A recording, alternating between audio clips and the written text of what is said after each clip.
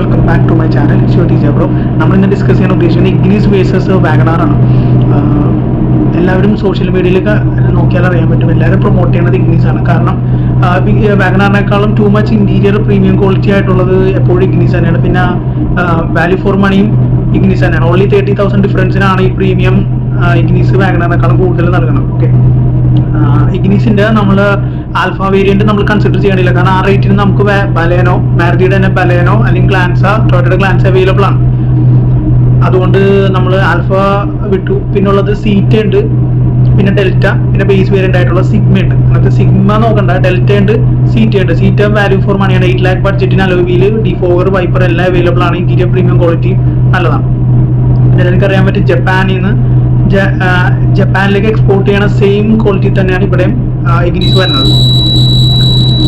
പക്ഷേ സെയിൽസ് എപ്പോഴും നോക്കിക്കഴിഞ്ഞാൽ വാഗണാറിന് അനുകൂലമാണ്. കാരണം 2024 നോക്കണ്ട, 2025 ജാനുവരി ഫെബ്രുവരി സെയിൽസ് ആയിട്ട് എടുത്തിട്ടുണ്ടെങ്കിൽ വാഗണാർ ഏറ്റവും കൂടുതൽ സെയിലായിട്ടുണ്ട്.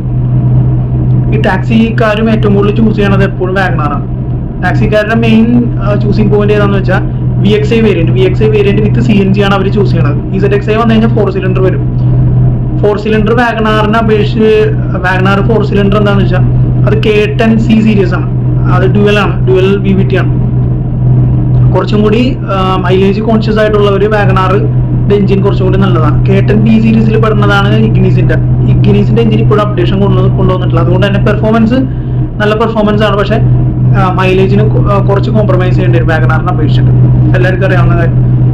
എന്തുകൊണ്ട് വാഗണാർ ഇഗ്നിസിനേക്കാളും ഇത്ര വാല്യൂ ഫോർ മണി ആയിട്ടും ഇഗ്നിസ് കൊടുത്തിട്ട് എന്തുകൊണ്ട് വാഗണാർ ഇപ്പോഴും സെയിൽസിൽ മുൻപിൽ നിൽക്കണം എന്നുള്ള ഒറ്റ കാരണമുള്ളൂ, അതിന്റെ ബാക്ക് സീറ്റ് കംഫർട്ടാണ്. നിങ്ങളൊരു 4 പേര് 5 പേര് നിങ്ങൾക്ക് യാത്ര ചെയ്യാൻ വാഗണാർ ബെസ്റ്റ് ആണ്. അതുകൊണ്ടാണ് ടാക്സിക്കാർ ഇപ്പോഴും പ്രിഫർ ചെയ്യണത്. അല്ലെങ്കിൽ ഇത്ര വാല്യൂ ഫോർ മണി ആയിട്ടുള്ള വണ്ടി ഇഗ്നിസ് പ്രിഫർ ചെയ്താൽ പോരായിരിക്കും. ടാക്സിക്കാർ എന്തുകൊണ്ട് കസ്റ്റമേഴ്സിന് കംഫർട്ടായിട്ട് ഇരിക്കാൻ സാധിക്കണം. അതുകൊണ്ടാണ് ആ വണ്ടികളെ ടാക്സിക്കാർ ചൂസ് ചെയ്യുള്ളൂ.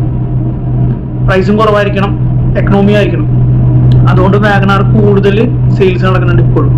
പിന്നെ ഇഗ്നിസിനെ അപേക്ഷിച്ചിട്ട് വാഗണാർ അത്ര ഡ്രൈവേഴ്സ് കാറൊന്നുമല്ല.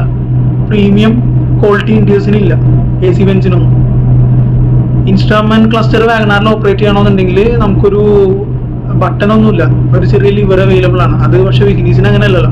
ഇഗ്നിസിന് ബട്ടൺ അവൈലബിൾ ആണ് ഡാഷ്ബോർഡിൽ. അപ്പോൾ നിങ്ങളുടെ പർപ്പസ് എന്താണെന്ന് നോക്കുക. നിങ്ങൾക്ക് കംഫോർട്ട് വേണം, 5 പേർക്ക് യാത്ര ചെയ്യണം, അത്യാവശ്യം മൈലേജും വേണമെന്നുണ്ടെങ്കിൽ നിങ്ങൾ വാഗണാറിൽ തന്നെ പോവാം. വാഗണാറിന് ഇപ്പോഴും റീസെയിൽ വാല്യൂ ഉണ്ടെന്നല്ല. ഇഗ്നിസിന്റെ ഡിസൈൻ എല്ലാവർക്കും ഇഷ്ടപ്പെടണമെന്നില്ല. സോ അത് റീസെയിൽ വാല്യൂവിന് കുറച്ച് വാഗണാറിനെ അപേക്ഷിച്ച് കുറവാണ്. പക്ഷെ വാഗണാറിന്റെ ഡിസൈൻ എല്ലാവർക്കും ഇഷ്ടപ്പെടും.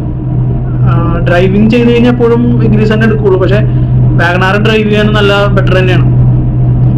അപ്പോൾ നിങ്ങൾക്ക് കുറച്ചും കൂടി എക്കണോമിയാണ് വേണ്ടെങ്കിൽ VXi CNG വേരിയന്റ് എടുക്കുക. അധികം ഓട്ടോ ഒന്നും ഇല്ലാന്നുണ്ടെങ്കിൽ നിങ്ങൾ വാഗണാർ ZXi എടുക്കുക. പിന്നെ ഇഗ്നിസ് കൺസിഡർ ചെയ്യാം, നിങ്ങൾക്ക് ആ ഡിസൈൻ ഇഷ്ടപ്പെടുന്നുണ്ടെങ്കിൽ കൺസിഡർ ചെയ്യാം. പക്ഷേ സീറ്റിംഗ് കംഫോർട്ട് എപ്പോഴും വാഗണാർ തന്നെയാണ്.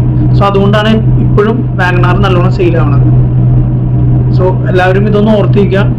വാഗണാറും ഇഗ്നിസ് ടെസ്റ്റ് ചെയ്യാൻ പോണ ഒരു വാഗണാറും കൂടി ടെസ്റ്റ് ചെയ്യണം, നല്ലതായിരിക്കും. ഓക്കെ, ഇനി 8 lakhന്റെ ബഡ്ജറ്റിന് മുകളിലാണ് പോകണമെങ്കിൽ ബലേനോ കൂടി കൺസിഡർ ചെയ്യാം. അതിന് കുറച്ചും കൂടി സീറ്റിംഗ് കംഫോർട്ട് എപ്പോഴും കൂടുതൽ ബലേനോക്ക് തന്നെയാണ്. ഓക്കെ, ഇത്രയുള്ള video. Have A good day.